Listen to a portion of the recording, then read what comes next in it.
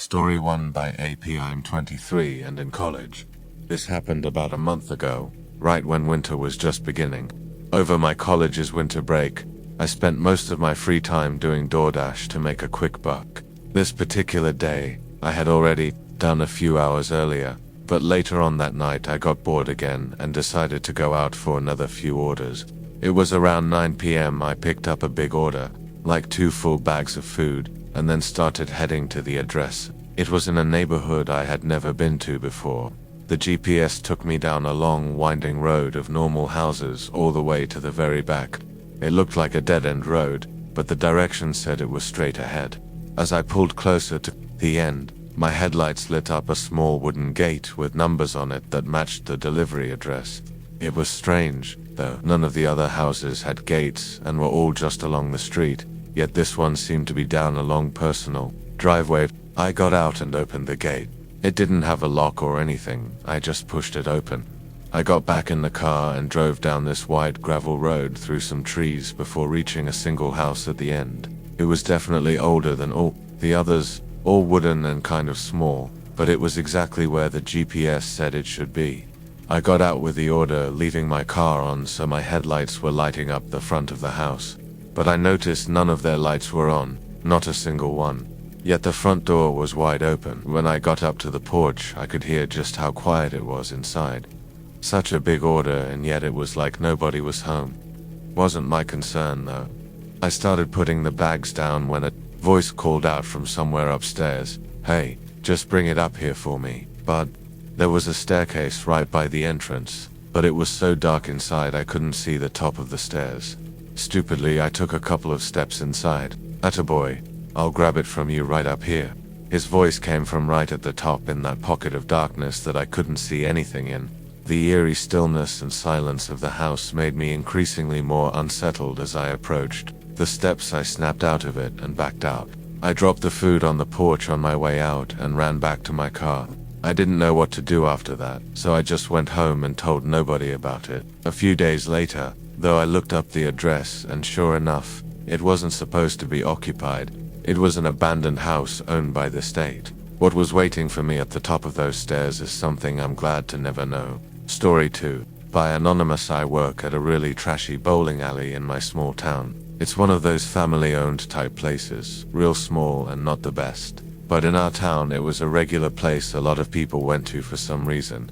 I think it was because it was one of the only 24/7 places open for people to hang at least it used to be. This was in December. I had the dreaded 10 to 6 shift. It was almost always dead, and this night it was even more so. There was a huge snowstorm rolling through our town from the time I clocked in and took over for the last shift. Not a single customer was there. I spent 2 hours cleaning up all the lanes except for one, just in case a group happened to come in later. I checked out the windows. The parking lot was empty and snow was stacking up. I wasn't sure someone could even drive through the parking lot with all this snow unless a plow truck came through. After a bit, I pulled up a chair to the window and sat down, just looking out and resting as there was nothing else to do. The place didn't have cameras, let alone anyone to watch them, so taking long breaks on slow days or even sometimes sleeping was easy to get away with. Another hour or so went by when, seemingly out of nowhere, there was a loud thud from behind the bowling lanes. I think I was half asleep when it happened, but I jolted up. I got off the chair and walked toward the back room. I really had no clue what that was. Maybe it had something to do with the snowstorm outside. The back room was where all the pins and bowling balls were stored, along with all the machines that run everything. It's basically a long hallway going the full length of the building. When I opened the door, it was completely dark. I didn't hear or see anything at first until I looked down. There was water going down the hallway in a very clear footstep pattern. My face went pale. "Hello, who's in here?" I started walking down, calling out a couple more times before I came across something taped to the wall. It was an envelope. In it were pictures, like Polaroids, of me working alone that night. There was some of me cleaning the lanes and just walking around, and one was disturbingly close to me as I was sitting by the window. It looked like they must have only been a few feet behind me. I felt like I was going to faint. I ran back out the way I came and right to the front desk, dialing 911. I tried waiting for a minute, but the silence of the building, the of what was going on, just started to build up anxiety in me. I ended up running out to my car and waiting in there despite the weather. Police actually got there really quick, like in 2 or 3 minutes. Whoever had been stalking me that night left. No traces, of course. The trashy place didn't have any cameras, so there was nothing else to go on. I don't know what that person was trying to do or if it was just some sick joke or what. Since then, I didn't have anything else happen. I quit a couple months after. Though. Story 3 by Sam F. This was at the beginning of March last year. It was still winter, but the snowing and cold around here had mostly died down. The ground was still frosted in the mornings most days, but it was just warming up enough for me to start getting back into my outdoor hobbies. Hiking, camping, biking, all that sort of stuff that I had to put on hold for the last 3 months. This day, I drove out to a place I'd been to just last fall. I liked it because it was far out and unpopular, just a nice place to relax and enjoy the scenery alone. I parked on the side of the road and hiked down about 45 minutes to the campsite. It wasn't more than a small dirt circle with a bit of an overlook of the forest. I set my things up. The sun was coming down already. I always liked getting to the campsite late and just eating and going to sleep right away. I went out to grab some sticks to prep for a small fire, and after that I walked to the overlook to watch the sunset. I was only sitting there for a little bit, like a minute or so, before I noticed a fire below me. It was down the hill, not too far away, sitting among the trees. I could see it pretty clearly, and what was really strange was that there was nothing else there. No tent, no chairs, and no people around. The campfire was left completely unattended. That was not only really dangerous, but also really odd. It doesn't burn forever, so someone had to have lit it up recently only to leave it. I thought they'd have to be back at some point, so I sat there and watched it for a while. Probably an hour passed when the sun had fully set, and there were no signs of anyone down there. Strangely, the fire seemed to pick up, though almost like they had put full logs under the sticks so that it would burn longer and larger, like a bonfire. I was getting worried, especially with me being so close. I decided to go down and just check in on it and maybe put it out myself if nobody else was there. It was only about a 2-minute walk to get there, but with it dark out I had to use my flashlight. Approaching the campfire, it was very quiet. The sound of the roaring flame crackling and flicking in the wind was the only sound. I walked up to it. The flame was already too high and nearly out of control, and yet there were still more logs under it that had yet to light. Who the hell did this? There was no way this was an accident. I started grabbing the wet soil and tossing it on top of the wood. It was working decently, bringing the flame down enough for me to reach under and remove the larger unlit logs. It took a good 5 minutes, but eventually I got it done. It was suddenly so quiet and dark. I turned my flashlight back on and began walking back. I decided I wasn't comfortable staying here, not with whoever was out there. I got back and started packing, and midway through I heard footsteps nearby. I looked out and saw the outline of someone walking up to my campsite. I stood up and faced them. "Hey, did you light that fire?" The person stopped and stood there, maybe 50 yards away, still covered by the dark. "Hello, I see you out there. Can you just answer my question?" I yelled again but got no response. An eerie feeling came over me. I needed to leave now. I kept packing. All the while that person stayed there watching me the whole time. I finally tossed my bag on my shoulders and started walking. They stayed there for as long as I could see them. I got back to my car and reported it to the police. Everything about that situation is still unknown, though. Who was that out there? Were they trying to start a huge forest fire, or had they seen me arrive and for some reason built it to get my attention? Thankfully, I didn't stay to find out. Story 4 Anonymous. This was a few years ago during winter. I was working from home as a customer service rep. This night, I had an afternoon shift from 4 p.m. to 12 o'clock. I went up to my office, closed the door, and started working at my desk. The first half of my shift was normal. It went by quickly and I took my break to eat dinner, then got back to it. After that, it was much slower, so I was mostly just sitting at my desk staring at the blank screen and waiting for any tickets to come through, but out of nowhere, there was something behind me, a noise, kind of loud, from somewhere in the house. I took my headphones off and looked at the door. then walked over and opened it to listen for it again. There were no other sounds though. I thought it was nothing, and I couldn't be away from my desk for too long anyway.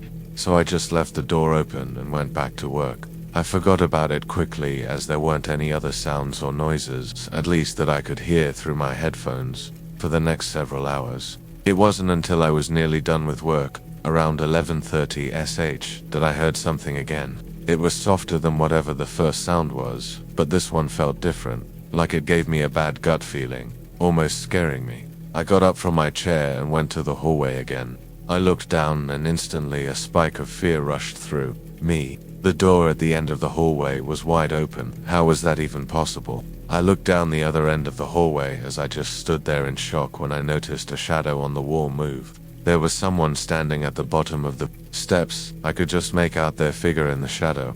I backed up into the room and locked the door, getting my phone and calling the police. Police. I was breathing heavily and absolutely terrified as I waited, staring at the crack beneath the door, expecting them to come up to it at any minute. I never heard them come upstairs though, or even move around downstairs.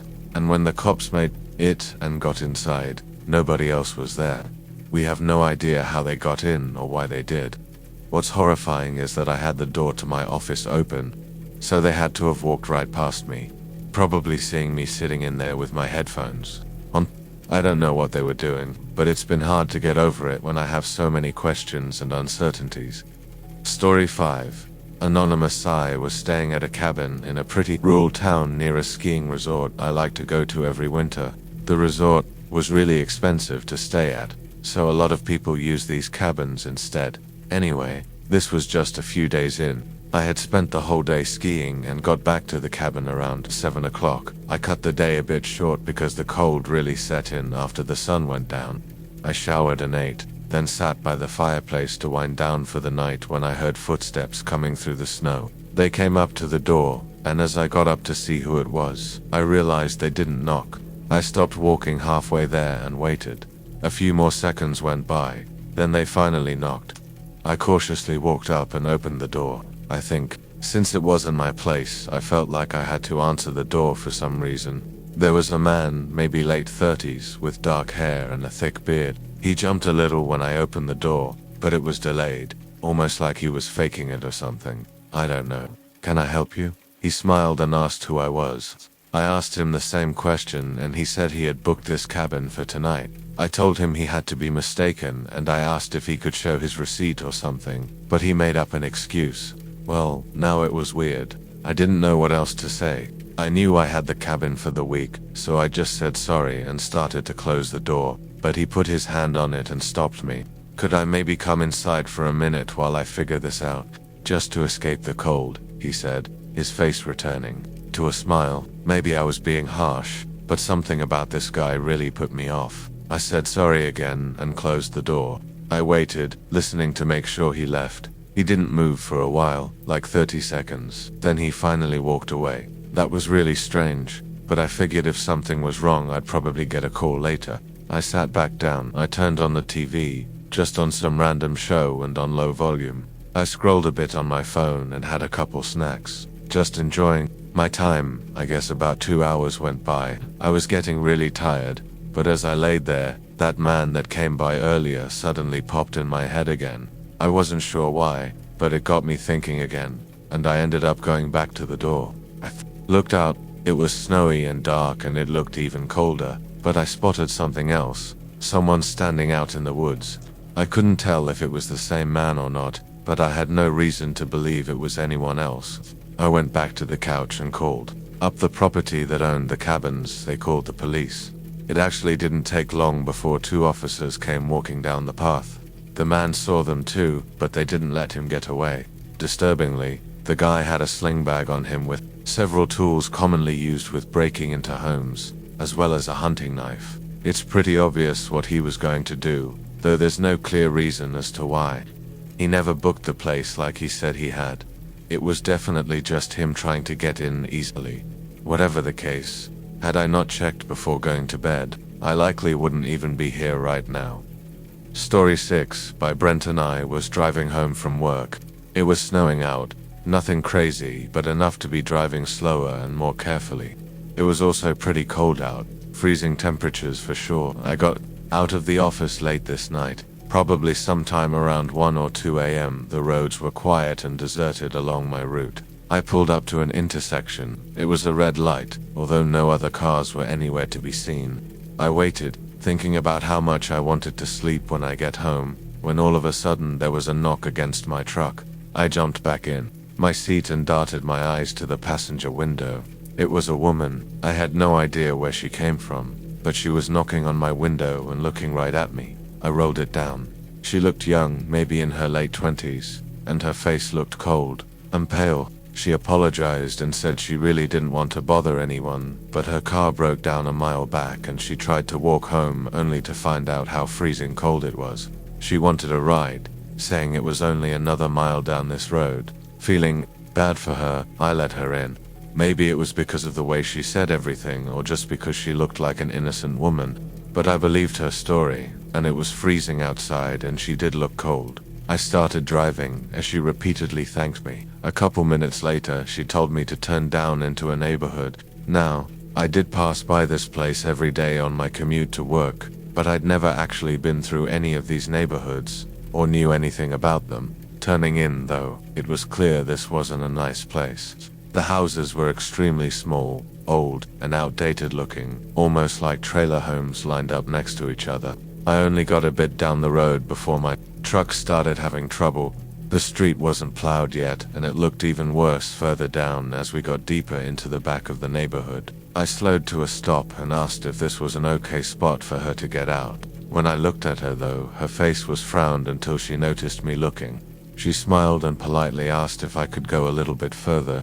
I hesitated to answer. She asked again, a little less nicely. I explained to her that I didn't want to risk getting my truck stuck down there, but she still insisted, trying to guilt-trip me. Finally, I just said no and told her to get out.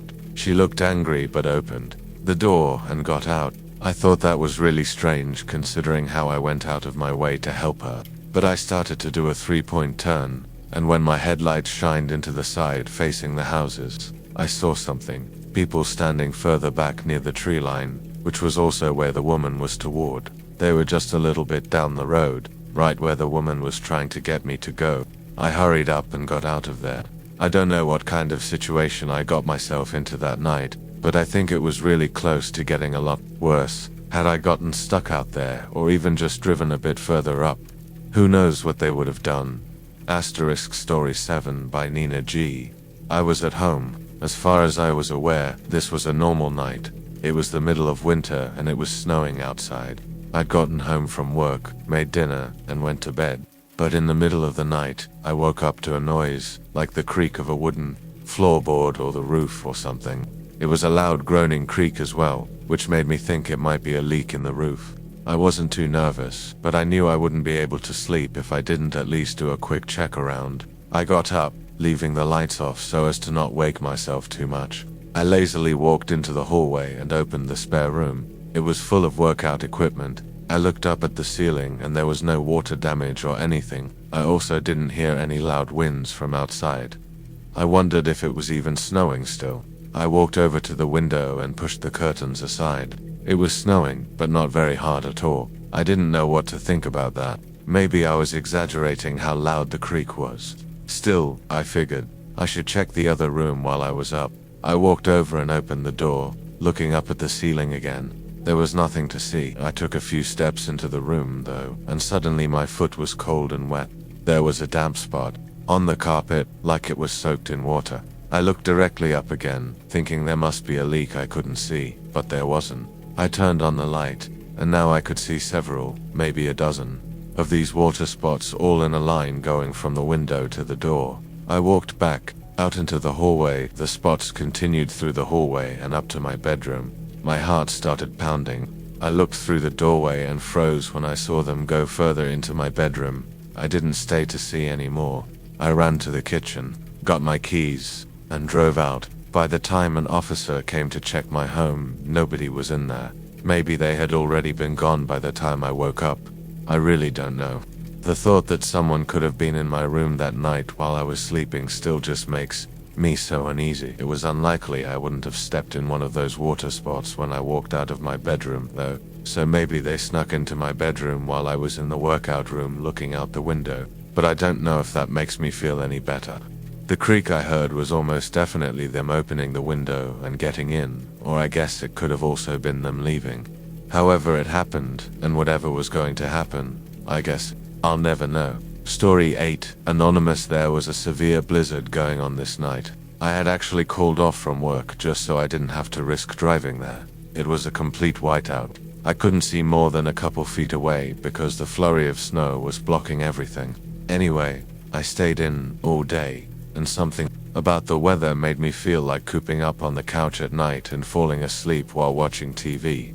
I'm not even sure when I actually fell asleep. I think it was somewhat early though, like 8 or 9. I woke up very suddenly to someone coughing. It was just one cough, and I couldn't really tell which direction it came from or how far it was because I was asleep when it happened. Immediately, I noticed how dark it was though, like the whole house was pitch black. I must have been asleep for several hours, but the cough was someone outside my front door this late at night during a blizzard. I got up and looked out. It was still completely white outside. I couldn't see anything. I was really confused. Had I even really heard something, or was it one of those weird, real-feeling dreams? I turned around to walk back to the couch, but I caught something in the side of my eye down the hallway, like something moving. I flicked on the light. I stared down the hallway for a moment. Is someone in here? I nervously spoke. I felt adrenaline building up in me.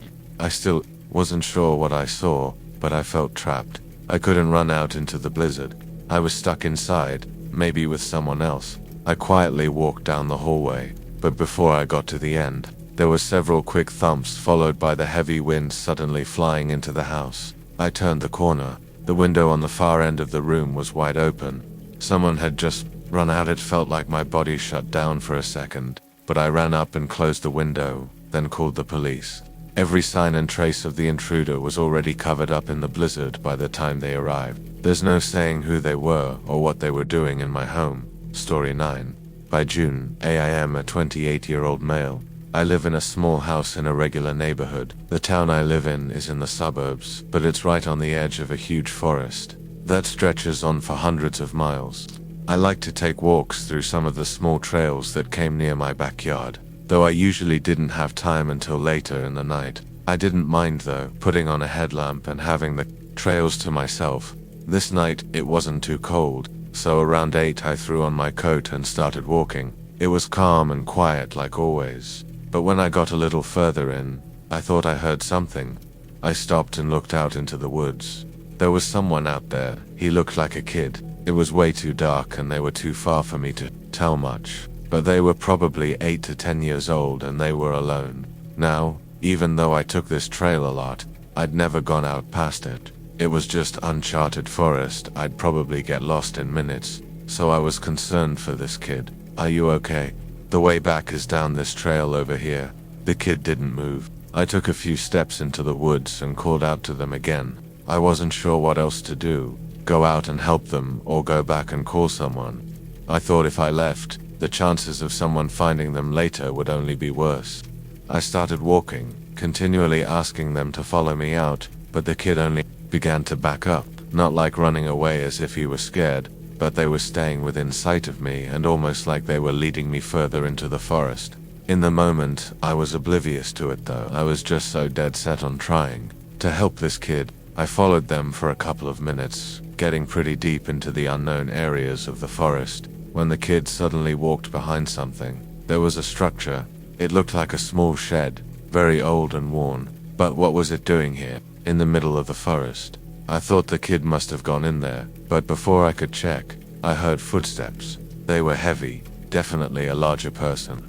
My stomach dropped and I instantly felt like this was some sort of trap. I shut off my light and fled back the way I came.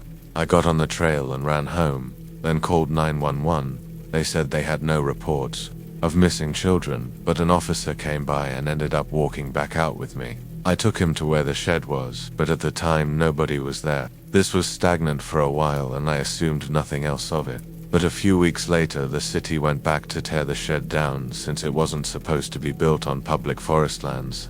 and I guess during that they found something. Apparently, something there linked to some sort of kidnapping. It's not very clear how or what it was that they found. They never fully released all the info on it. It was kept private. I'm not sure why. I don't know who that kid was I saw out there or the person's footsteps I heard, but I can't seem to stop thinking about it. Was it really a trap? Maybe I'm an idiot, but part of me feels like it was some kind of vision or something leading me to what was going on out there. Story 10. Anonymous. I used to work at a gas station. This was right at the beginning of January after all the holidays. Around here it gets insanely cold this month. I was working a later shift this night. Not a full overnight shift, but I think I was scheduled until 3 a.m. anyway. It was snowing a bit, though it was really windy out and close to 10 below. Even just being outside for a few minutes was painful. Only a handful of customers even came through. Around 12 though, a man came inside the store. It startled me because I didn't hear his car pull in. The man didn't go any further into the shop, though. He just stood by the door. I greeted him and he smiled and nodded, then stood there and looked out the glass door. My eyes shifted to the outside as well, and I noticed there weren't any cars. He must have walked here. "How are you doing tonight, sir?" I said, striking up a casual conversation. He looked at me and said he was fine and that he was just taking shelter inside while he waited for his ride to get here. I said it was all good and that he could stay as long as he needed. I still didn't fully understand his situation, but it was whatever.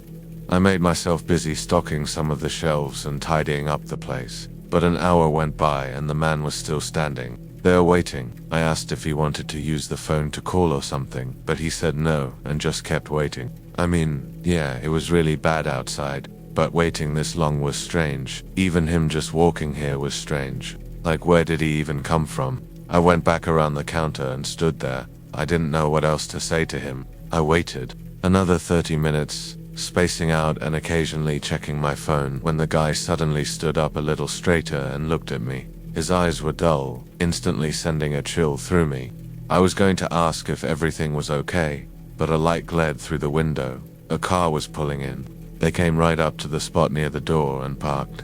Nobody got out there. I looked back at the man. He was still staring at me, but then he opened the door and walked out into the snow and up to the car. The driver rolled the window down, and instead of him getting in, they talked for a minute. Something in my gut felt wrong about this. It seemed like they were planning something, and I wasn't going to take the risk. I walked around the counter and hurried up to the door, locking it shut. The man immediately whipped his eyes back at me. He rushed to the door, trying to pull it open angrily. Then the man in the car got out and did the same thing, trying to get the door back open. They were pissed off. I ran back to the counter and called the police, just hoping they didn't have anything to break the door with. Thankfully, once they saw me on the phone though, they got in the car and drove away. Obviously they were planning something. What it was, I don't know. They were never found.